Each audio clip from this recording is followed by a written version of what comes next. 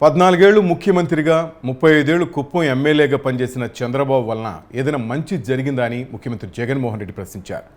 2 లక్షల మంది ప్రజలకు మంచినీరు, సాగునీరు అందించాలని వైసీపీ ప్రభుత్వం కుప్పం ప్రజల కలను సాకారం చేసిందని చెప్పుకొచ్చారు. కుప్పానికి ఏమీ చేయని చంద్రబాబు అక్కడ ఎమ్మెల్యేగా అర్హుడేనని నిలదీశారు. 35 ఏళ్లు ఇక్కడ ఎమ్మెల్యే గుండి కనీసం ఇళ్లు కూడా కట్టుకోలేదు. కుప్పం ప్రజలు చంద్రబాబు నిలదీయాల్సిన అవసరం ఉందన్నారు. చంద్రబాబు పేరు చెప్తే గుర్తొచ్చే ఒక్క పథకమైనా ఉందా అంటూ ప్రశ్నించారు. 14 ఏళ్లు ముఖ్యమంత్రిగా ఉండి ఒక్క ఇంటికైనా మంచి చేశారా? మంచి చేస్తుంటే చంద్రబాబుకు పొత్తులు ఎందుకు అన్నారు. కాపులకు చంద్రబాబు చేసిన మంచి ఏమిటో చెప్పాలన్నారు. రంగాను హత్య చేయించింది చంద్రబాబే కదా అన్నారు. ఇప్పుడు వైసీపీ తరఫున భరత్ను కుప్పం ఎమ్మెల్యేగా గెలిపించండి, భరత్ గెలిచిన తర్వాత మంత్రి పదవి ఇస్తామన్నారు. కుప్పాన్ని ఇంకా అభివృద్ధి చేస్తామని హామీ ఇచ్చారు. 35 ఏళ్ల కాలంలో కుప్పం బ్రాంచ్ కెనాల్ పనులు కూడా పూర్తి చేయలేకపోయారన్నారు. కుప్పంకు ప్రయోజనం లేని చంద్రబాబుతో రాష్ట్రానికి ఏం ప్రయోజనం అన్నారు.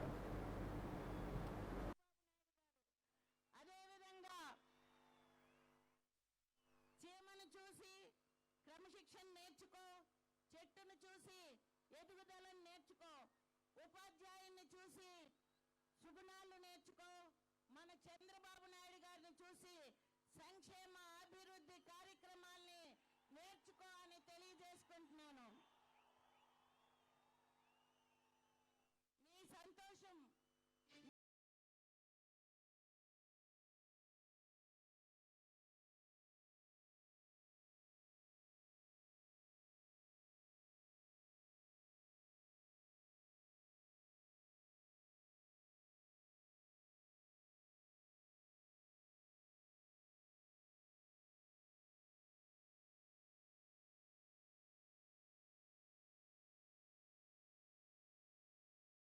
పనులు కూడా పూర్తి చేయలేకపోయాడు అనంటే 35 సంవత్సరాలు ఎమ్మెల్యేగా ఉండి 14 సంవత్సరాలు ముఖ్యమంత్రిగా ఉండి కుప్పం బ్రాంచ్ కెనాల్ పనులు పూర్తి చేయలేకపోయారు అనంటే, కుప్పానికే నీరు తీసుకొని రాలేదు అనంటే, కుప్పానికే ప్రయోజనం లేని ఈ నాయకుడి వల్ల ఇక రాష్ట్రానికి ఏం ప్రయోజనం ఉంటుందో అందరూ కూడా ఒక్కసారి బాగా ఆలోచన చేయాలని చెప్పి కోరుతా ఉన్నాను. చంద్రబాబు హయాంలో కుప్పం బ్రాంచ్ కెనాల్ పనులు ఎలా జరిగాయో మీ అందరికీ కూడా తెలుసు.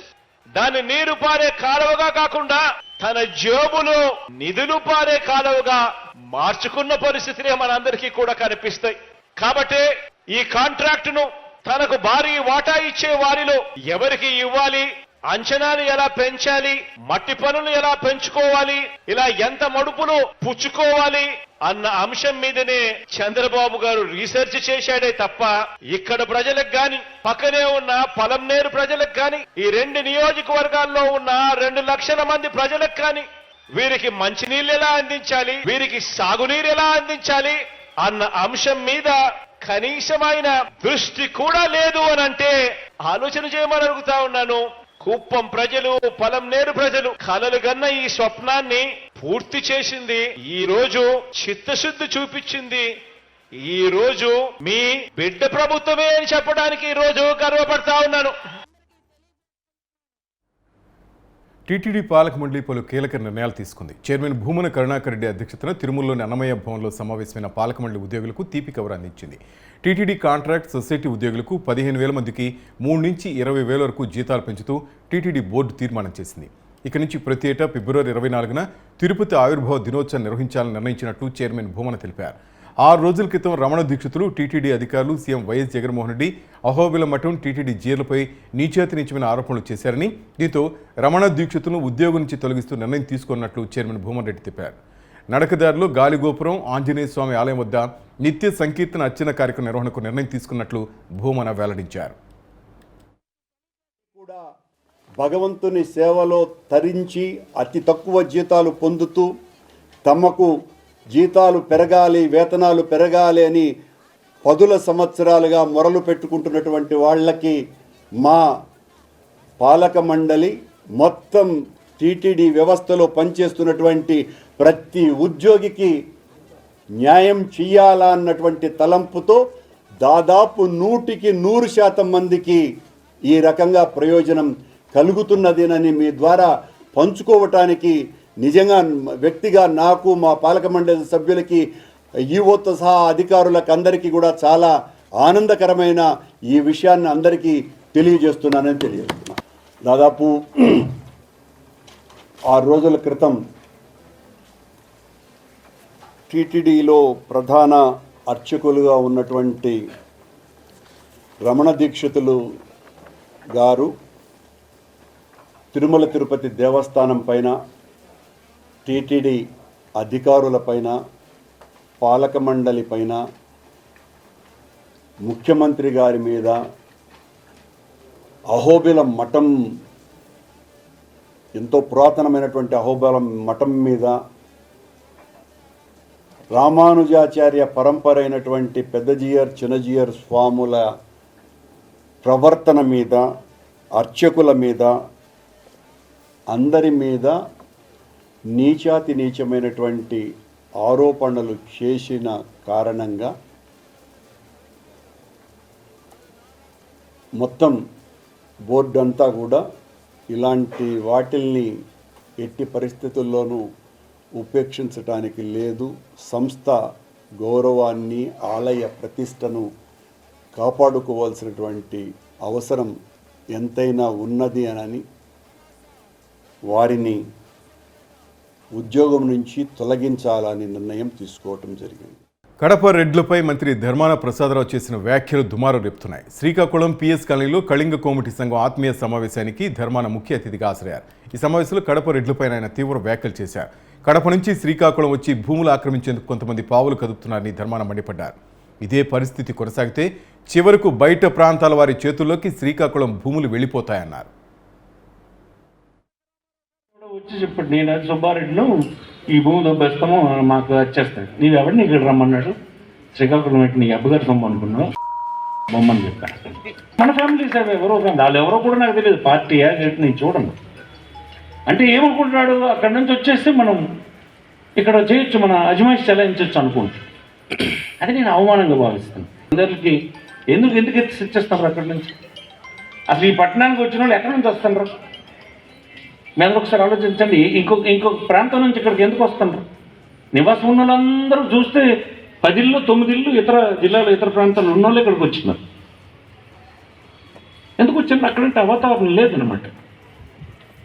మరి ఇక్కడ వాతావరణం లేకపోతే అక్కడికి వెళ్ళిపోతారు. వాతావరణం లేకపోవడానికి ఏం పెద్ద ఇదేముంది, వదిలేస్తే అయిపోతుంది, రౌడీలు మయం అయిపోతుంది. ఎవరో వెళ్ళరు, మనలున్నోళ్ళే ఒకడినొకడు దోచుకోవడానికి ఒక రౌడీని ఆశిస్తారు. ఆ రౌడీకి ఆడికంటే పెద్ద రౌడీ ఇంకొకటి ఎక్కడో ఉంటాడు, ఆ పెద్ద రౌడీకి ఇంకొక అసలు బాస్ ఇంకోటి ఉంటాడు. ఈ సిస్టమ్ అలాగే రౌడీల చేతిలోకి వెళ్ళిపోతుంది. ఎలా పాడైపోయినాయంటే మిగతా దగ్గర ఇవే. అదే మిగతా విషయాలు ఎలా ఉన్నా ప్రశాంతంగా ఈ పట్టణం ఉండడానికి ఇవి కూడా అవసరం, సదుపాయాలు అవసరం. ఎక్కడి నుంచి వచ్చి స్థిరపడిపోయారు, ఆ పంచన బ్రతుకుతున్నారు. బాధ్యత లేకుండా వచ్చినట్టు అవేలా పైసా పరక కోసం ఏదో ఒక పని చేస్తే తప్పుదారికి వెళ్ళిపోతుంది. మీ టీడీపీ అధినేత చంద్రబాబు నాయుడు ఇంటి వద్ద అన్నమయ్య జిల్లా తంబళపల్లి నియోజకవర్గ టీడీపీ ఇన్ఛార్జి గొల్ల శంకర్ యాదవ్ అనుచరులు నిరసనకు దిగారు. ఇటీవల వైసీపీ నుంచి తెలుగుదేశం పార్టీలోకి వచ్చిన జయచంద్రారెడ్డికి చంద్రబాబు తంబళపల్లి టికెట్ ఖరారు చేశారు. చంద్రబాబును కలిసి శంకర్ యాదవ్కు ఎమ్మెల్యే సీట్ కేటాయించాలని డిమాండ్ చేస్తూ పెట్రోల్ బాటిల్స్తో ఆయన అనుచరులు బాబు నివాసం దాల్చాలు చేశారు. శంకర్ యాదవ్కు టికెట్ కేటాయించాలని, లేదంటే తమ భవిష్యత్ కార్యాచరణపై నిర్ణయం తీసుకుంటామని వారు హెచ్చరించారు.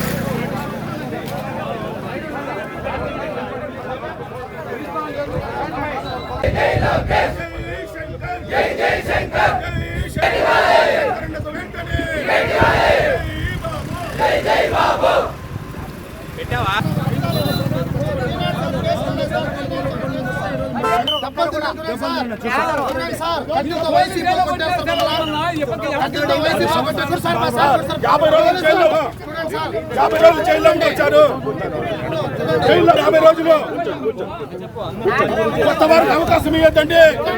కొత్త వాళ్ళకి అవకాశం ఇవ్వద్దండి.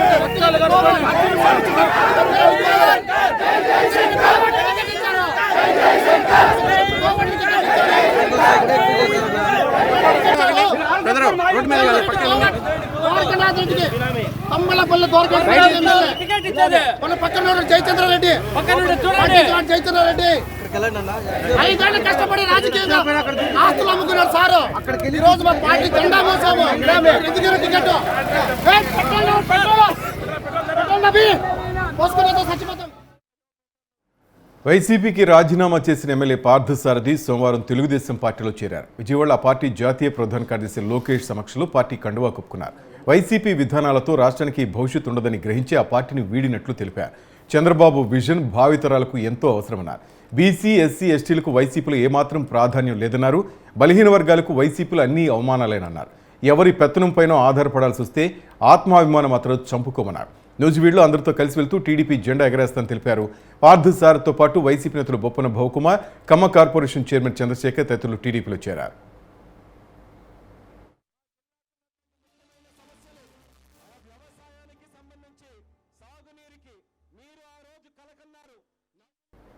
తిరుపతి రూరల్ మండల పరిధిలోని తుమ్మలగుంట చెరువును స్థానిక ఎమ్మెల్యే చివిరెడ్డి భాస్కర్ రెడ్డి క్రీడా శిక్షణ కేంద్రంగా అభివృద్ధి చేశారు. దీనిపై కొందరు నేషనల్ గ్రీన్ ట్రిబ్యునల్ను ఆశ్రయించారు. ట్రిబ్యునల్ చెరువును పునరుద్ధరించాలని ఆదేశాలు జారీ చేసింది. ప్రభుత్వ అధికారులు స్పందించడంతో బడి సుధా యాదవ్ నిరసన చేపట్టారు. కార్మిక బీమా ఆసుపత్రి నుంచి రూరల్ పోలీస్ స్టేషన్ వరకు ర్యాలీ నిర్వహించారు. అనంతరం సిఐకి వినతి పత్రం సమర్పించారు. 48 గంటల్లో అధికారులు చెరువు పునరుద్ధరణకు చర్యలు చేపట్టకపోతే ప్రత్యక్ష కార్యాచరణకు దిగుతానని హెచ్చరించారు.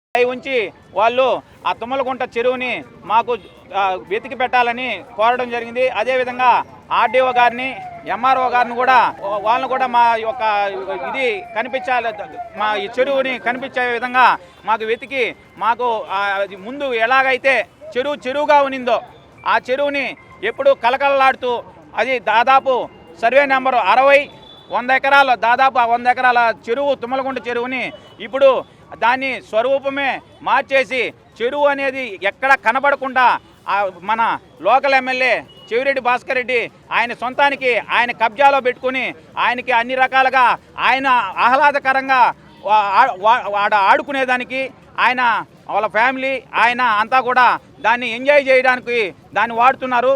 అదేవిధంగా 48 గంటలు టైం ఇస్తున్నాం. తర్వాత దాని మీద ముందుకు వేయకపోతే ఖచ్చితంగా పెద్ద ఎత్తున ఉద్యమం చేసి దాన్ని సాధిస్తానని కూడా మీ మీడియా సమక్షంలో తెలియజేస్తున్నా. జై హింద్.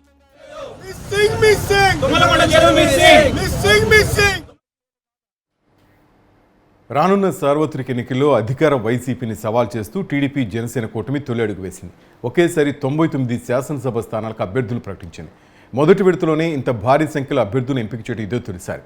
బీజేపీతో పొత్తు చర్చలు జరుగుతున్న టీడీపీ జనసేన మధ్య సీట్ల పంపకంపై కసరత్తు కొనసాగుతున్నా ఇలా ముందడుగు వేయడాన్ని సాహసోపేత నిర్ణయంగా విశ్లేషిస్తున్నారు రాజకీయ వర్గాలు. వైసీపీ పేరుకు 7 విడతలుగా 65 మందితో జాబితాలు విడుదల చేసినా అవన్నీ పార్టీ సమన్వయకర్తలుగా చేపట్టిన ఎంపికలే. వీరే అభ్యర్థులు అవుతారా అన్నది చివరి వరకు సందేహాస్పదమే. పైగా ఎంపిక చేసినప్పుడే వీరు ఖరారైనట్లు కాదని మార్పులు చేర్పులు ఉంటాయని అధిష్టానం చెప్పింది. అన్నట్టుగానే ఇప్పటికే 5-6 మార్చేసింది. విజయావకాశాలపై నమ్మకం లేక కొందరు స్వతహాగా వైదొలిగారు. ఈ పరిణామాల్ని పరిగణలోకి తీసుకుంటే వచ్చే ఎన్నికలకు అభ్యర్థులు ప్రకటించింది టీడీపీ జనసేన కూటమి మాత్రమే.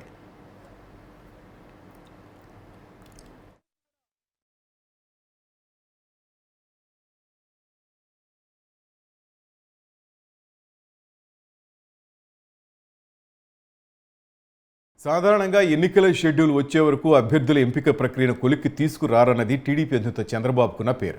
నామినేషన్ల దాఖలు గడువు మరికొద్ది గంటల్లో ముగుస్తుండగా పేర్లు ప్రకటించిన సందర్భాలున్నాయి. అలాంటిది ఒకేసారి ఇంత భారీ సంఖ్యలో అభ్యర్థులను ప్రకటించడం విశేషమే. బీజేపీతో పొత్తు ప్రతిపాదన రాకముందు ఒకేసారి మొత్తం 175 స్థానాలకు అభ్యర్థులు ప్రకటించాలని టీడీపీ, జనసేన భావించాయి. ఆ తర్వాత వ్యూహం మార్చుకున్నాయి. తన రాజకీయ జీవితంలో అభ్యర్థుల ఎంపికకు ఈ స్థాయిలో ఎప్పుడూ కష్టపడలేదని చంద్రబాబే స్వయంగా పేర్కొన్నారు. వర్గాల మధ్య సమతూకం పాటిస్తూ యువతకు, కొత్తవారికి, మహిళలకు, బలహీన వర్గాలకు ప్రాధాన్యమిస్తూ పార్టీకి బలమైన, ముఖ్యమైన స్థానాలను మిత్రపక్షానికి కేటాయించేందుకు సమ్మతిస్తూ టీడీపీ నాయకత్వం విస్తృత కసరత్తు చేసింది. ఐవీఆర్ఎస్ విధానంలో 1,30,00,000 మంది అభిప్రాయాలు సేకరించి, విశ్లేషించి 3 నాళ్లుగా రూపాల్లో సర్వేలు నిర్వహించి అభ్యర్థులు వడపోసింది. దీనికోసం పార్టీ అంతర్గత విభాగం 4-5 దశల్లో కసరత్తు చేసింది. ప్రకటించిన వాటిలో ఎక్కువ స్థానాల్లో ఊహించిన అభ్యర్థులే ఉన్నట్లు కనిపిస్తున్నా గుర్తించదగిన స్థాయిలో మార్పులున్నాయి. పొత్తులో భాగంగా కొన్ని ఇబ్బందికర నిర్ణయాలు తీసుకున్నారు. తెనాల్లో మాజీ మంత్రి ఆలపాటి రాజేంద్ర ప్రసాద్తో సహా అనకాపల్లి, నెల్లిమర్ల, రాజనగరంలో తెలుగుదేశం పార్టీకి బలమైన అభ్యర్థులు ఉన్నా పొత్తులో భాగంగా త్యాగం చేయాల్సి వచ్చింది. చంద్రబాబు, అచ్చెన్నాయుడు మినహా మరే నాయకుడి కుటుంబం నుంచి ఒకరికి మించి టికెట్ ఇవ్వలేదు. ఈ క్రమంలో కోట్ల, భూమా, కేఈ, జేసీ కుటుంబాల నుంచి ఒక్కొక్కరే బరిలో నిలవనున్నారు. సీనియర్ నేత అశోక్ గజపతిరాజు ఈసారి పోటీకి ఆసక్తి చూపటం లేదని సమాచారం. ఆయన కుమార్తె అదితి విజయనగర్ నుంచి పోటీ చేస్తున్నారు. టీడీపీ, జనసేనల రెండో జాబితాకు ఎక్కువ సమయం పట్టేలా ఉంది. జనసేన కోరుకుంటున్న స్థానాల్లో కొన్నింటిలో టీడీపీ తరపున బలమైన అభ్యర్థులు ఉండటం, మొదటి నుంచి పార్టీకి కంచుకోట వంటి నియోజకవర్గాల కాడతో చర్చలు కొలిక్కి రావటం అంత సులువయ్యేలా లేదు. బీజేపీ నేతలు ఆసక్తి చూపుతున్న స్థానాలను తొలి జాబితా నుంచి మినహాయించారు. ఆ పార్టీ నేతలతో వచ్చే వారం చర్చించే అవకాశం ఉంది. మార్చి మొదటి వారానికల్లా మిగిలిన శాసనసభ, లోక్సభ స్థానాలకు అభ్యర్థుల ఎంపిక కొలిక్కి వచ్చే వీలుంది. వాస్తవానికి అభ్యర్థుల ఎంపికలో క్లిష్టమైన, ఉత్కంఠకు తావిచ్చే నియోజకవర్గాలు మళ్లీ విడతలో ఎక్కువగా ఉండనున్నాయి. బీజేపీ లోక్సభ స్థానాలపైన ఎక్కువగా దృష్టి పెట్టిందని సమాచారం. ఈసారి కొత్త తరాన్ని గణనీయంగా తెరపైకి తెచ్చారు. మహాసేన రాజేష్గా గుర్తింపు పొందిన సామాజిక మాధ్యమ కార్యకర్త, దళిత నాయకుడైన రాజేష్ కుమార్కు పి గన్నవరం నుంచి అవకాశం ఇచ్చారు. రాజధాని అమరావతి ఉద్యమంతో పాటు చంద్రబాబు అరెస్టు విషయంలో యువత, ఐటీ ఉద్యోగులను సమీకరించడంలో క్రియాశీలకంగా వ్యవహరించిన కొలికిపూడి శ్రీనివాసరావును తిరువూరు నుంచి బరిలో నిలిపారు. ఇది సాహసోపేతమే. ఎస్సీ రిజర్వ్డ్ స్థానాల్లో మునుపెన్నడూ లేనంత కొత్త తరాన్ని తీసుకొచ్చారు. సీనియర్ నాయకులకు వారసులుగా యువతకు అవకాశం ఇచ్చారు. అత్యధికులు ఉన్నత విద్యావంతులు. వీరి సగటు వయసు 52. 35 ఏళ్లలోపు వారి దురుంటే 36 నుంచి 45 ఏళ్ల మధ్య వయస్కులు 22 మంది ఉన్నారు.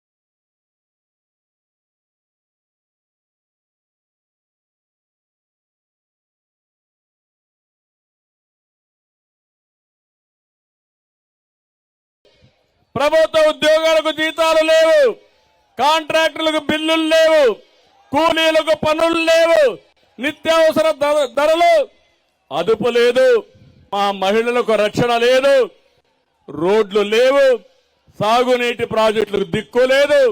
5 సంవత్సరాల పాలన 30 ఏళ్ల ఎన్నికెళ్లిపోయింది. అవునా కాదా అని ప్రతి ఒక్కరు అడుగుతున్నా. అందరినీ పేదరికంలో నెట్టేసిన జగన్ కొత్త నాటకానికి వచ్చాడు. ఈ రోజున మాట్లాడేది నేను పేదల మనిషి అంటున్నాడు. పెత్తందారులకి పేదలకు పోరాటం అంటున్నాడు. నేను సవాలు విసురుతున్నా. నువ్వు ఏ విధంగా పేదవాడు అవుతావో చెప్పే ధైర్యం ఉందని అడుగుతున్నాను. మీరు ఒక్కసారి గుర్తుపెట్టుకోండి. ఈరోజు అతను మాట్లాడే మాట కొత్త కొత్త డ్రామాలు వేసే పరిస్థితికి వచ్చాడు. పేదల బిడ్డ కొత్త డ్రామా. ఇది కోడికత్తి కమల్ హాసన్ డ్రామా. ఇంకో పక్క నమ్మి ఓటేస్తే ప్రజల్నే కాటేశాడు. బస్ మాసుడిలా మీ నెత్తినే చేయబెట్టాడు. ఇప్పుడు మీరందరూ సిద్ధంగా ఉండాలి. ఆ ఓటుతో ఈ కలియుగ భస్మాసురుని అంతం చేయడానికి సిద్ధంగా ఉండమని పిలిపిస్తున్నాను. నేను అడుగుతున్నా ఒక మాట. 9 సార్లు కరెంటు ఛార్జీలు పెంచిన నువ్వు పేదవాళ్ల ప్రతినిధి అవుతావా అని అడుగుతున్నా. ఇంకో పక్క 200 రూపాయలు కరెంటు బిల్లు వచ్చేది ఇప్పుడు 800 రూపాయలు 1000 రూపాయలు వస్తా ఉంది. కరెంటు కోతలు పెంచకుండా, కరెంటు ఛార్జీలు లేకుండా పెంచకుండా 24 గంటలు కరెంట్ ఇచ్చాం. ఈ రోజు నేను అడుగుతున్నా, ఏ తమ్ముళ్ళు కరెంట్ వస్తా ఉందా అని అడుగుతున్నా. రేట్లు పెరిగాయా లేదని మిమ్మల్ని అడుగుతున్నా. అదే తెలుగుదేశం పార్టీ ఉంటే కరెంటు రేట్లు పెరుగుతాయా అని మిమ్మల్ని అడుగుతున్నా. మళ్లీ హామీ ఇస్తున్నా, కరెంటు ఛార్జీలు పెంచకుండా నాణ్యమైన కరెంటు మీకు ఇచ్చే బాధ్యత తెలుగుదేశం జనసేన తీసుకుంటామని హామీ ఇస్తున్నా. ఇంకో పక్కన 30,000 కోట్ల రూపాయలు ప్రతి ఒక్క కుటుంబం పైన భారం వేశారు. 65,000 కోట్ల రూపాయలు విద్యుత్ సంస్థల పైన భారం వేసే పరిస్థితికి వచ్చాడు. ఇది పెద్ద మనిషి చేసే పరిస్థితి. 3 సార్లు ఆర్టీసీ రేట్లు పెంచిన పెద్ద మనిషి పేదవాడు అవుతాడా అని మిమ్మల్ని అడుగుతున్నా. నిన్నే మీరు చూశారు, మీకు మాత్రం సరైన బస్సులు లేవు. ఎక్కడ చూసినా బస్సుల యాక్సిడెంట్. ఈ ముఖ్యమంత్రికి 20 కోట్ల రూపాయలు పెట్టి 2 బస్సులు బుల్లెట్ ప్రూఫ్ బస్సులు తెప్పించుకున్నాడు ఎన్నికల్లో తిరగడానికి. ఈయన రోడ్డు మీద తిరగలేడు, ఆకాశంలోనే తిరుగుతాడు. కానీ ఆయనకు మళ్ళీ బుల్లెట్ ప్రూఫ్ బస్సులు కావాలి. అంటే ఏ విధంగా ప్రజాధనాన్ని దుర్వినియోగం చేస్తున్నాడో మీరు ఆలోచించాలి. ఎవరైనా ముఖ్యమంత్రి ఉంటే ఒక బస్సు పెట్టుకుంటారు తప్ప ప్రజాధనంతో లగ్జూరియస్ గా ముందుకు పోయే పరిస్థితి వచ్చిందంటే ఏమనాలో అర్థం కాని పరిస్థితి. పేదవాడని చెప్పే ఈ ముఖ్యమంత్రి కడకు అన్న క్యాంటీన్ కూడా మూసేశాడు. నేను అడుగుతున్నా, పేదవాళ్లకు అన్నం పెడితే సహించలేని వ్యక్తి పేదవాడి ప్రతినిధాన్ని మిమ్మల్ని అడుగుతున్నా. మా తమ్ముళ్ళు ఉన్నారు, రోజంతా కష్టపడతారు. సాయంత్రం అయితే ఒక క్వార్టర్ బాటిల్ వేసుకుని ఇంట్లో పడుకోవాలనుకుంటారు. శారీరక బాధలు మర్చిపోవాలనుకుంటారు. నేను అడుగుతున్న తమ్ముళ్ళు, మద్యం రేట్లు పెరిగాయా లేదా అని మిమ్మల్ని అడుగుతున్నా. 60 రూపాయలు క్వార్టర్ బాటిల్ ఎంత అని మిమ్మల్ని అడుగుతున్నా. ఎంత అని మిమ్మల్ని అడుగుతున్నా. 200 రూపాయలు ఉన్నా కదా, 200 రూపాయలు చేశాడు. అంటే ఒకప్పుడు 500 రూపాయలు కూలొస్తే 50 రూపాయలు మందుకు ఖర్చు పెట్టి 450 రూపాయలు ఇంటికి మా ఆడబిడ్డలకు ఇచ్చేవాడు. ఇప్పుడు 500 రూపాయలు వస్తే 300 రూపాయలు తాగుడు ఖర్చు పెట్టి ఇంటికి ఇవ్వలేని పరిస్థితి వచ్చింది. అక్కడికైతే పర్వాలేదు, నాసి రకం ఆ మందు తాగితే గోయిందా గోయిందా. మా ఆడబిడ్డల మంగళ సూత్రాలు దిగిపోతున్న అవునా కాదా తల్లి?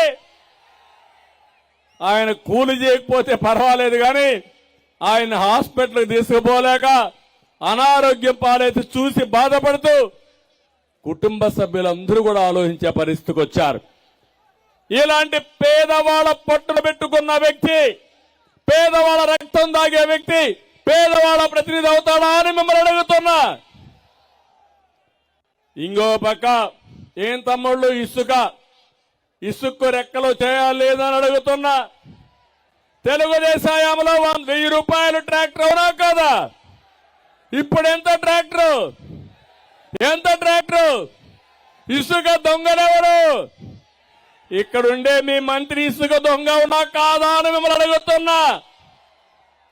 పక్కన ఆముదాల వరుసల్లో ఉండే స్పీకర్ దొంగ అవునా కాదా అని మిమ్మల్ని అడుగుతున్నా. వీళ్ళు మాట్లాడతారు అంటే ఇసుకను కూడా దొంగ వ్యాపారం చేసుకునే రాజకీయ నాయకుల్ని దొంగలనాలా దొరలనాలా మీరే ఆలోచించమని మిమ్మల్ని కోరుతున్నా. బాధుడే బాధుడు, అన్ని ధరలు పెరిగిపోయినాయి అవునా కాదా? కడాన చెత్త మీద కూడా పన్నేసిన చెత్త ముఖ్యమంత్రి ఎవరు? మీకు తెలియకుండా ఒక్కొక్క కుటుంబం పైన 8 లక్షల రూపాయలు భారం వేశాడు. ఈయన పేదల ప్రతినిధి అంట. ఇంకో పక్క నేను ఒకటే అడుగుతున్నాను, ఈ జగన్ నాటకాల ముందు ప్రఖ్యాత శుభ నాటకాలు కూడా పనిచేయవు తమ్ముళ్ళు, జాగ్రత్తగా ఉండండి. ఈ నాటకాలు వేసి పేదవాళ్ళని మోసం చేయడానికి వచ్చే కొత్త బిచ్చుగాడు తప్ప ఇంకోటి కాదు. ఇక్కడే మీరు చూశారు ఋషికొండ చరిత్రలో మనం ఎప్పుడూ మాట్లాడుకునేవాళ్ళం. అక్కడ ఒకప్పుడు ఋషులు ఎక్కడికక్కడ అక్కడంతా కూడా ఉండి ఒక పవిత్రమైనటువంటి ప్లేస్గా ఉండే ప్లేస్ అది. అక్కడ ఈరోజు జగన్మోహన్ రెడ్డి 500 కోట్ల రూపాయలు ఖర్చు పెట్టి పెద్ద ప్యాలెస్ కట్టాడు. ఊరికొక ప్యాలెస్ కావాలి. ఈయన పేదవాడు, పేదవాడికి 2 లక్షల రూపాయలు ఇల్లు కట్టలేని వ్యక్తి ఏదైతే టిడ్కో హౌస్లు కడితే అవి పూర్తి చేయలేని వ్యక్తి 500 కోట్లు పెట్టి కొత్త ప్యాలెస్, హైదరాబాద్ లో ప్యాలెస్, బెంగళూరులో ప్యాలెస్, కడపలో ప్యాలెస్, తాడేపల్లిలో ప్యాలెస్లు, ఎక్కడ చూసినా ప్యాలెస్లో విలాసవంతంగా ఉండే వ్యక్తి పేదవాడి ప్రతినిధి అవుతాడా తమ్ముళ్ళు అడుగుతున్నా. ఇంకో పక్క 1000 కోట్ల రూపాయల సాక్షికి ప్రకటనలు ఇస్తాడు. అంటే ప్రభుత్వ ధనం అంటే లెక్కలేనితనం. ఈయన పేపర్ కోసమే ఈ ప్రభుత్వం ఉన్నట్టు. మాట్లాడితే పేపరే లేదు, టీవీ లేదు, నాకెవరూ లేరు, నాకు మీరే దిక్కుని మళ్ళీ మాట్లాడతాడు. ఈ పేదరుపులు అరిసి కావాలని మభ్య పెట్టాలనుకునే వ్యక్తి ఈ జగన్మోహన్ రెడ్డి. కడాన మీరు చూస్తే సలహాదారులు, చెత్త సలహాదారులు, వాళ్ళ మనుషులు పెట్టుకుని 680 కోట్ల రూపాయలు ఈ సలహాదారులకే ఖర్చు పెట్టాడు.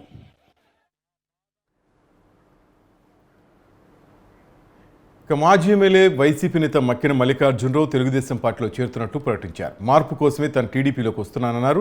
ఆంధ్రప్రదేశ్ రాష్ట్ర అభివృద్ధి జరగాలంటే చంద్రబాబు గెలవాలన్నారు.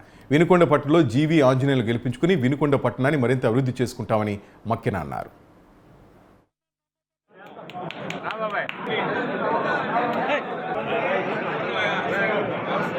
పార్లమెంటు సభ్యులు లావు శ్రీకృష్ణదేవరాయలు గారు, నేను, మా మిత్ర బృందం అందరం కూడా అతి త్వరలో గౌరవ పెద్దలు మాజీ ముఖ్యమంత్రి వర్యులు నారా చంద్రబాబు నాయుడు గారి సమక్షంలో, ఆంజనేయులు గారి సమక్షంలో మేమందరం కూడా తెలుగుదేశం పార్టీలో చేరేదానికి నిర్ణయించుకున్నామని ఈ సందర్భంగా తెలియజేస్తున్నాను.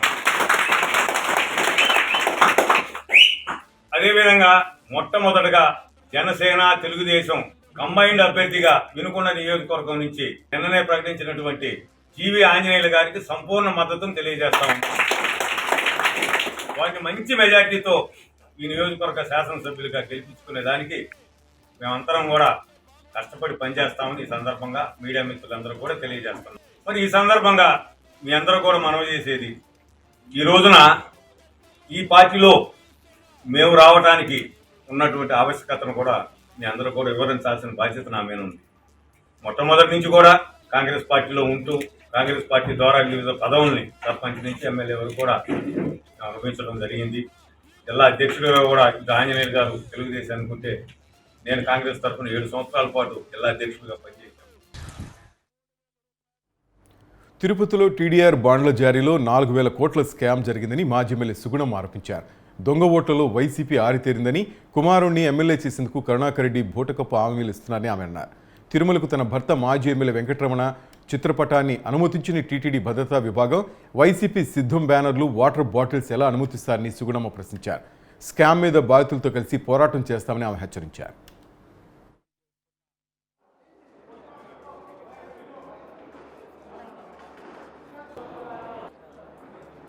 ఈరోజు ఎంతోమందికి టీడీఆర్ బాండ్లు ఇంకా కూడా ఇవ్వలేదు. మరి ఆ వ్యక్తికే 60 కోట్ల రూపాయల టీడీఆర్ బాండ్లు ఎందుకు ఇచ్చారు అంటే అభినయ్ రెడ్డి ప్రమేయం ఉంది. అవన్నీ కూడా అభినయ్ రెడ్డి ప్రమేయంతోనే జరిగింది. అందుకని అభినయ్ రెడ్డి అతనికి 60 కోట్ల రూపాయలు ఇవ్వడం జరిగింది. ఈ తిరుపతి నగరం అంతా కూడా మరి ఒక పరిపాలన ఏ విధంగా ఉందంటే ఒక ప్రైవేట్ కంపెనీ పరిపాలన లాగుంది. ప్రైవేట్ కంపెనీ ఎవరిది?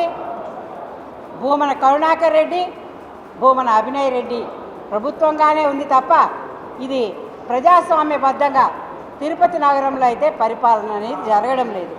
ప్రతిరోజు ఎక్కడో చోట నిరసనలు, ప్రతిరోజు ఎక్కడో చోట ధర్నాలు. అంటే వీళ్ళందరికీ న్యాయం చేయడం లేదు.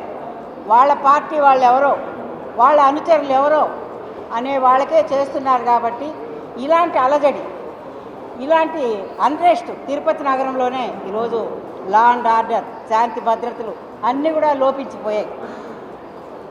ఈరోజు భూమన అభినయ్ రెడ్డి మున్సిపాలిటీని, తుడాని మరి చైర్మన్గా, అధ్యక్షుడిగా, మరి కరుణాకర్ రెడ్డి శాసనసభ్యుడిగా తిరుపతిని మొత్తం కూడా దోచేసుకుంటూ రాజ్యసభ సభ్యులుగా నూతనంగా ఎంపికైన సందర్భంగా వైవి సుబ్బారెడ్డి విశాఖ శారదాపీఠాన్ని సందర్శించారు. రాజశ్యామల అమ్మవారి ఆలయాన్ని సందర్శించి పూజలు చేశారు. అనంతరం స్వరూపానందేంద్ర, స్వాత్మానందేంద్ర స్వాముల ఆశీస్సులు అందుకున్నారు. రాజ్యసభ సభ్యుని హోదాలో కార్యదక్షతతో పనిచేసేలా దీవించమని పీఠాధిపతులను కోరినట్లు వైవి సుబ్బారెడ్డి తెలిపారు. అమ్మవారి అనుగ్రహంతో శక్తివంచన లేకుండా పనిచేస్తానని ఆయన తెలిపారు.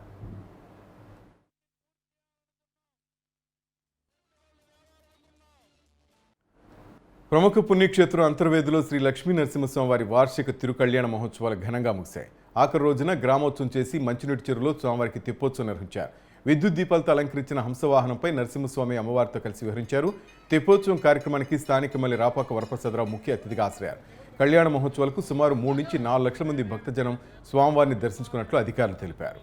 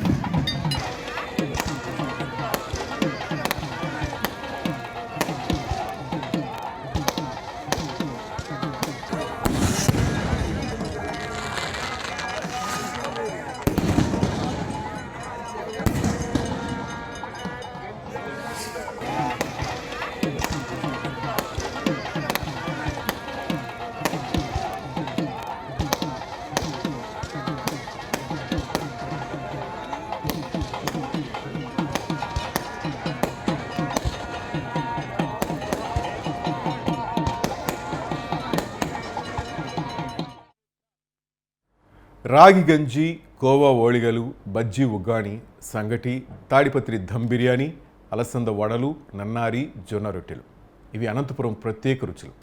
ఇందులో ఓళిగది ప్రత్యేక స్థానం. సామాన్యుల నుంచి ధనికుల వరకు ఎవరింట పెళ్లి బాజా మోగినా ఓళిగ ఖచ్చితంగా ఉండాల్సిందే. శుభకార్యాల్లో ఖాయంగా కనిపించే ఓళిగ తయారీకి అనంతపురం జిల్లా దశాబ్దాలుగా పేరుగాంచింది. హైదరాబాద్, చెన్నై, బెంగళూరు ఎక్కడ ప్రముఖుల వివాహం జరిగినా అనంతపురం ఓళిగ లేకుండా విందు పూర్తి కాదంటే అతిశయోక్తి కాదు. తెలుగు సినిమా పరిశ్రమలో ఏ ఇంట శుభకార్యం జరిగినా అనంతపురం ఓళిగను ప్రత్యేకంగా వడ్డిస్తారు. ఇంతటి ప్రత్యేకతలున్న అనంతపురం ఓళిగ విశేషాలేటో మనం చూద్దాం. అనంతపురం నగరంలో నిత్యం రద్దీగా ఉండే ప్రాంతం కమలానగర్ వీధి. ఆ వీధి మలుపు తిరుగుతుండగానే కమ్మటి వాసనలు స్వాగతం పలుకుతాయి మనకు. జన సమూహంతో కిటకిటలాడుతుండే దుకాణాల్లో ఓళిగలు తయారు చేసే పనులు బిజీగా కనిపిస్తారు అక్కడి వ్యాపారులు. ఇక్కడ తయారయ్యే ఓళిగల రుచి చూసి ఇళ్లకు పార్సెల్ పట్టుకుపోతుంటారు. పుల్లారెడ్డి స్వీట్స్తో పోటీ పడుతూ కాకినాడ కాజాను మరిపిస్తూ తిరుపతి లడ్డును గుర్తు చేస్తున్నట్టుండే అనంతపురం ఓళిగలు విదేశాలకు కూడా ఎగుమతవుతున్నాయి. ఎందరో ప్రముఖుల మనసును దోచుకున్నాయి ఇక్కడి ఓళిగలు. వివిధ పార్టీల నాయకులు తమ అధినాయకులకు ఈ ఓళిగలను కానుకరిస్తుంటారు. ఒకప్పుడు కమలానగర్, పాతూరు, మొదటి రోడ్డుకు పరిమితమైన ఓళిగల సెంటర్లు ఇప్పుడు వందల సంఖ్యలో జిల్లా వ్యాప్తంగా సందడి చేస్తున్నాయి. ఒక అనంతపురంలోనే 70 దాకా ఓళిగల సెంటర్లు కిటకిటలాడుతుంటాయి. 20 ఏళ్ల కిందట గోపాల్ అనే వ్యక్తి తాను స్వయంగా తయారు చేసిన ఓళిగలను బకెట్లో పట్టుకుని ఊరంతా తిరిగి అమ్ముకోవడంతో ప్రారంభమైన ఓళిగల వ్యాపారం నేడు జిల్లా అంతటా విస్తరించింది. వృత్తి పట్ల అంకిత భావం, తయారీలో నేర్పరితనం ఓళిగల వ్యాపారం ఈ స్థాయికి తెచ్చాయి.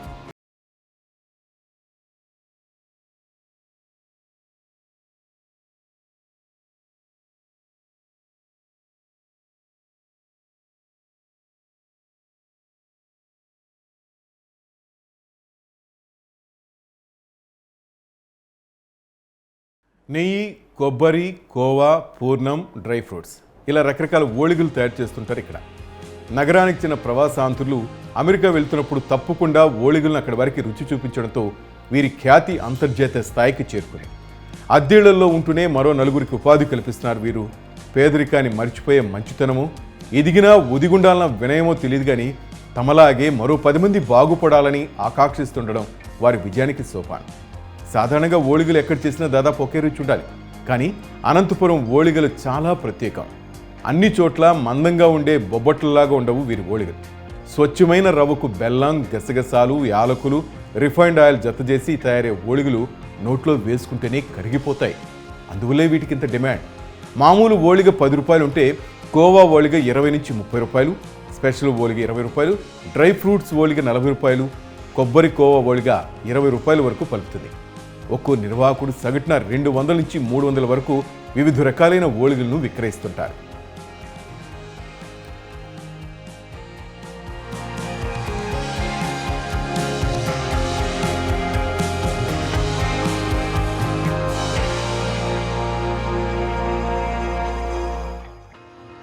సెంటర్లకు డిమాండ్ ఎక్కువగా ఉంది. నేతి ఓళిగలైనా మామూలు ఓళిగలైనా తక్కువ ధరలో దొరుకుతుండడంతో స్వీట్స్ కొనాలనుకుంటే ఓళిగల్ని ఎంచుకుంటారు ఇక్కడ. ఈ కాలంలో రుచికరమైన ఏ స్వీట్ అయినా 10 రూపాయలు పైమాటే. కానీ ఇక్కడ కేవలం 10 రూపాయలకే శుభ్రమైన ఓళిగ లభిస్తుంది కాబట్టే అంత డిమాండ్ ఉంది. నాణ్యత విషయంలో జాగ్రత్తలు తీసుకుంటూ ఖరీదైన బెల్లం, పప్పు దినుసులు, యాలకులు, గసగసాలు వాడటం వల్ల ఇక్కడి ఓళిగలకు మంచి రుచి వస్తుంది. పండుగలప్పుడు రోజుకు 6000 వరకు ఓళిగలు తయారు చేస్తున్నా ఎక్కడా నాణ్యత లోపించదు. కస్టమర్లతో మాట్లాడే పద్ధతి కూడా ఒక రకంగా ఈ వ్యాపారం ఈ స్థితిలో ఉండటానికి ఒక కారణం అంటారు ఇక్కడి వ్యాపారి. జూనియర్ ఎన్టీఆర్ వివాహం అనంతపురానికి ప్రత్యేక గౌరవం తెచ్చిపెట్టింది. ఎన్టీఆర్ వివాహ విందుకు ఇక్కడి నుంచే ఓళిగలు సరఫరా చేశారు. దీంతో సినీ పరిశ్రమకు అనంతపురం ఓళిగ రుచి ఏమిటో తెలిసింది. అప్పటి నుంచి టాలీవుడ్లో ఏ శుభకార్యం జరిగినా అనంతపురం ఓళిగను మెనూలో చేర్చడం ఆనవాయితీగా వస్తోంది.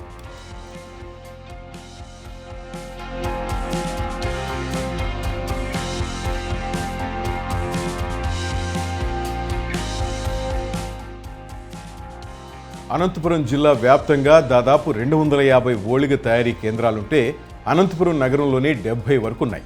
అనంతపురం, హిందూపురం, కదిరి, రాయదుర్గం, ధర్మవరం సహా జిల్లాలోని ప్రముఖ ప్రాంతాల్లో ఓళిగ తయారీ కేంద్రాలున్నాయి. వీటిలో నిర్వాహకులతో పాటు 1000 మంది వరకు రోజువారీ కూలీలుగా పనిచేస్తున్నారు. పెళ్లిళ్ల సీజన్ వచ్చిందంటే అనంతపురం జిల్లా నుంచి 70,000 నుంచి 1,00,000 ఓళిగలు, ఇతర పిండి వంటలు హైదరాబాద్, బెంగళూరు, చెన్నై వంటి నగరాలకు ఎగుమతవుతాయి. పండుగల వేళ బంధువుల కోసం విదేశాలకు వెళ్లేవారు రోజు కొంటూ ఉంటారు. ఏటా ఉగాది, శ్రీరామనవమి, పెళ్లిళ్ల సీజన్లో చేతి నిండా పనితో కళకళలాడుతోంది ఓళిగల పరిశ్రమ.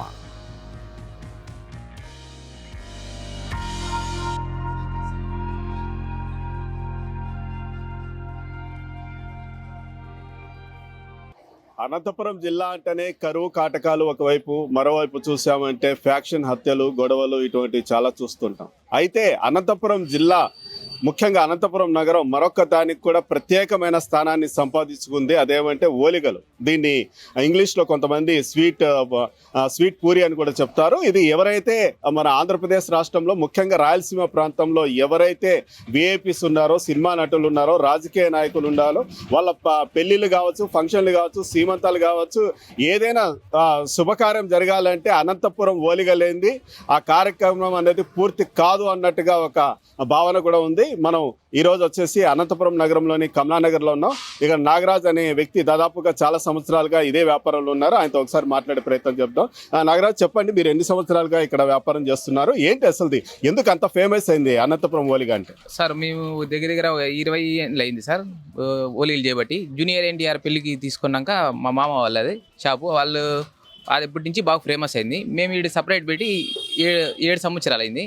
మావి బాగా ఫేమస్. ఈ కోవా ఓలీలు, కొబ్బరి ఓలీలు, డ్రై ఫ్రూట్ ఓలీలు అవన్నీ బాగా ఫేమస్. మనకి సెలబ్రిటీలు అంతా వచ్చారు. జూనియర్ ఎన్టీఆర్ పెళ్లికి మళ్ళీ రాజీవ్ కనకాల, మళ్ళీ చాలా మంది జబర్దస్త్ వాళ్ళు, మళ్ళీ రాజకీయ నాయకులు కానీ చాలా మంది తీసుకొని పోతుంటారు.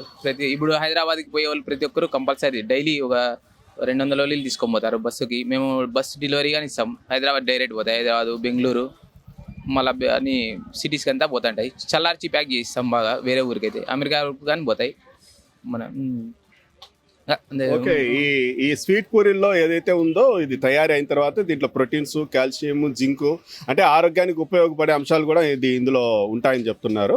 అంటే అదే విధంగా మీరు ఈ షుగర్ పేషెంట్లు ఇటువంటి వ్యక్తులు ఉంటారు కదా, వాళ్ళని దృష్టిలో పెట్టుకొని కూడా ఏదైనా ప్రత్యేకంగా తయారు చేస్తారు? అంటే ఇంతవరకు అంటే ఉన్నది. ఇప్పుడు అయితే ఇంకా షుగర్ పేషెంట్కి అయితే ఏం చేయలేదు, దానికి చేయాలి వస్తుందని సార్. ఇప్పుడు అయితే మామూలే శనగవేల ఓలీలు, కందివేల అయితే ఇంకా కొంచెం ఆరోగ్యానికి ఈ గ్యాస్ ట్రబుల్ ఉండే వాళ్ళకి దానికి అయితే మేలు. ఇక్కడైతే శనగవేలే ఎక్కువ, టేస్టీ అయితే శనగవేలే ఎక్కువ. కానీ కందివేలు కానీ కొంతమంది చేయించుకుంటారు, ఆర్డర్ ఇచ్చి ముందునే చేయించుకుంటారు. అట్లా సార్. ఈ ఓలిగల్లో ఎన్ని రకాలు నాగరాజు మొత్తం అంతా? మామూలుగా అయితే 5 రకాలు సార్ మా డైలీగా ఉంటాయి. మళ్ళీ ఇంకా ఒక 10 రకాలు ఉన్నాయి. అవి ఒక 2 days ముందునే చెప్తే చేయిస్తాం. కోవా ఓలిగా, కొబ్బరి ఓలిగా, డ్రై ఫ్రూట్ ఓలిగా, నార్మల్ ఓలిగా, కోకోనట్ కోవా ఓలిగా, మళ్ళీ పూర్ణం ఓలిగా, దాంట్లోనే స్పెషల్ ఓలిగా, గీ ఓలిగా, బాదం ఓలిగా, మళ్ళీ వచ్చి క్యారెట్ ఓలిగా, కోకోనట్ కోవా ఓలిగా, అట్లా ఇంకా ఒక 15 రకాలు వస్తాయి సార్. అంటే ఇప్పుడు దాదాపుగా ఈ ఓలిగలు ఇక్కడ తయారీ అయ్యి, ప్యాకింగ్ అయ్యి విదేశాలకు కూడా వెళ్తూ ఉంటాయి. అంటే అక్కడికి వెళ్ళాలంటే దాదాపుగా 3 days 4 days పడుతుంది కదా. అంటే అంతవరకు నిల్వ ఉండే విధంగా ఏదైనా ప్రిజర్వేటర్స్ దీంట్లో వేయడం జరుగుతుందా, లేదంటే న్యాచురల్ గానే ఇవి తాజాగా ఉంటాయా? న్యాచురల్ గా కొంచెం చల్లార్చి ప్యాక్ చేస్తాం సార్, అంతే. మామూలుగా అయితే ఇట్లే ఉంటాయి. ఇట్లే వేసేగినా 1 day చెడిపోతాయి, వాటర్ ఫామ్ అయ్యి. చల్లార్చి ప్యాక్ చేసేగినా ఒక 4 days 5 days అక్కడ పోయి వాళ్ళు పెట్టుకునే దాన్ని బట్టి ఇంకా ఉంటుంది. కానీ మేము 3 days చెప్తాం. కానీ వాళ్ళు పెట్టుకునే దాన్ని బట్టి అమెరికాకి అక్కడ పోతే 10 రోజుల వరకు పెట్టుకొని తింటారు. అంటే దీనిపైన అంటే ఇప్పటికే చాలా షాపులు ఉన్నాయి. అంటే అందరికీ ఆదాయం వస్తుందా? అందరు దీని మీద చాలా మంది జీవిస్తున్నారు కదా, ఇదే ఆదాయం పైన ఎలా ఉంది, ప్రోత్సాహం ఎలా ఉంది? పర్వాలేదు సార్, బాగుంది సార్. మాకు ఇక్కడ ఉన్నారు వర్కర్స్ ఉన్నారు, వాళ్ళకి కానీ మాకు జరుగుతుంది, వర్కర్స్కి కానీ జరుగుతుంది. మా అది సరిపోతుంది సార్ బాగా. అంటే ఇప్పుడు ఒకేసారి పెళ్లిళ్ళు ఉన్నాయంటే సీజన్ ఒకేసారి పడతాయి. అటువంటిప్పుడు అంటే మీ దగ్గర లేబర్స్ బయట నుంచి పెట్టుకుంటారా, లేకపోతే మీ కుటుంబ సభ్యులే ఏర్పాటు చేసుకున్నారా, ఎలాగ? మేమే కుటుంబ సభ్యులు ఉన్నాం సార్. వర్కర్స్ ఒక 2 ఉన్నారు. మిగతా వాళ్ళు ఎక్కువ ఆర్డర్ వస్తే మేము మా ఇంట్లో వాళ్ళు అంతా కలిపి ఒక 5-6 మంది ఉన్నాము. ఈ 3 షాపులు మావే ఉన్నాయి. దగ్గర ఒక 10 మంది 10-15 మంది ఉన్నాం. మొత్తం అంతా చేస్తాం. ఆర్డర్ బట్టి పోతా ఉంటుంది. మేమైతే ఈ షాప్లో మేము ఒక 5 మంది చేస్తాం. మేము ఒక 3,000 వరకు చేస్తాం. ఒకవేళ ఆర్డర్ వస్తే 3,000 వరకు మేమే చేయిస్తాం. ఇంకా ఎక్కువ ఉంటే వాళ్ళు 3 షాపులు ఉన్నాయి కదా, దగ్గర ఒక 10,000 కావాలనే చేయిస్తాం మేము 3. అంటే ఇక్కడ నుంచి దాదాపుగా ఈ రాజీవ్ కనకాల, సుమ ప్రముఖ యాంకర్ వాళ్ళ శుభకార్యానికి ఇక్కడ నుంచే ఓలిగలు వెళ్ళాయి. జూనియర్ ఎన్టీఆర్ పెళ్లికి వెళ్ళాయి. అదేవిధంగా మన సినిమా నటుడు బాలయ్య బాబు వాళ్ళ ఇంట్లో ఏ ఫంక్షన్ జరిగినా కూడా ఓలిగలేంది అది సంపూర్ణం కాదు అన్నట్టు కూడా ఉంది. ఎలా ఫీల్ అవుతారు మీరు? ఇంతమంది విఐపీస్ ఇక్కడికి వచ్చి మీకు సంప్రదించి మీ దగ్గర మీరు తయారు చేసిన ఓలిగల్ని తీసుకెళ్లి వాళ్ళు ఆనందంగా భుజిస్తుంటే ఎలా ఫీల్ అవుతారు? మేము చాలా హ్యాపీగా ఫీల్ అవుతాం సార్. వాళ్ళంతా అట్లా సెలబ్రిటీలు వచ్చి తీసుకెళ్ళినప్పుడు వాళ్ళు కంపల్సరీ తీసుకొని పోతుంటారు. వాళ్ళు ఫోన్ చేస్తే మా ఎన్టీఆర్, జూనియర్ ఎన్టీఆర్ అని పక్కన షాప్ ఉంది ఇంకోటి, మా మామ వాళ్ళకి ఇస్తారు ఆర్డర్. వాళ్ళు బాగా మా మామకే ఫోన్ చేస్తారు, వాళ్ళే బాగా ఫేమస్. వాళ్ళ తర్వాత మళ్ళీ మేము బాగా హ్యాపీగా ఫీల్ అవుతాం. మా దగ్గర వచ్చి తీసుకొని పోతాను.